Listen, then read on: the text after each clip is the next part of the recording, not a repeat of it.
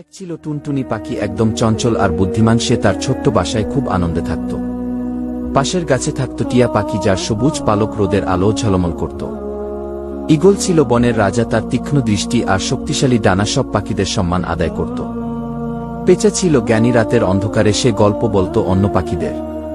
এই পাখিরা সবাই মিলে একসঙ্গে থাকত, আনন্দ করত আর বনের সৌন্দর্য উপভোগ করত। বনের অন্য প্রান্তে ছিল এক সুন্দর রাজকুমারী, যার মনের মতো সুন্দর হাসি ছিল। রাজকুমারীর সঙ্গে থাকত এক রহস্যময় জার ছিল পরী, তার হাতে ছিল এক জাদুর ছড়ি। একদিন পরী রাজকুমারীকে বলল, চলো আমরা এক নতুন অভিযান করি, যেখানে নতুন কিছু দেখব। রাজকুমারী খুশি হয়ে বলল, হ্যাঁ আমি যেতে চাই, কিন্তু কোথায় যাব? পরী বলল, বনের গভীরে এক আশ্চর্য জায়গা আছে, যেখানে পাখিদের রাজ্য। সেখানে গেলে তুমি অনেক কিছু শিখতে পারবে। রাজকুমারী ও পরী রওনা দিল পাখিদের রাজ্যের দিকে। ওদিকে টুনটুনি পাখি একটি দুষ্টু বাঘের কথা শুনেছিল, যে বনের প্রাণীদের আতঙ্কিত করত। টিয়া পাখি বলল, আমাদের কিছু করতে হবে, না হলে সবাই বিপদে পড়বে।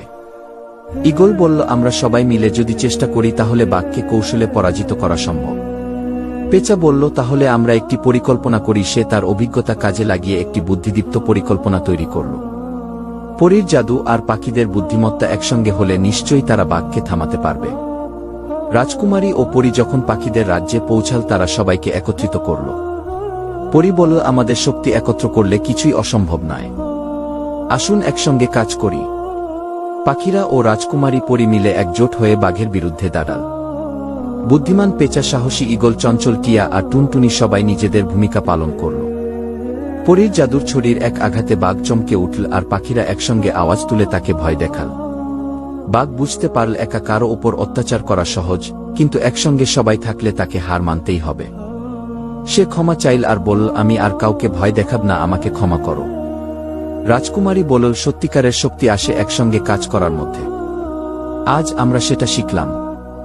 সেদিন থেকে পাখির রাজ্য আরো সুন্দর হয়ে উঠল, আর বনের সব প্রাণী একসঙ্গে সুখে শান্তিতে বসবাস করতে লাগল।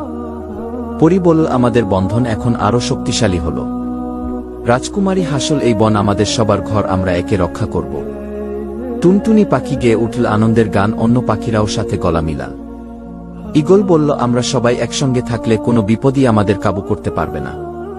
সেই থেকে বনভূমি পরিণত হল এক শান্তি ও ভালোবাসার আশ্রয়ে, যেখানে সবাই একসঙ্গে সুখে বাস করত।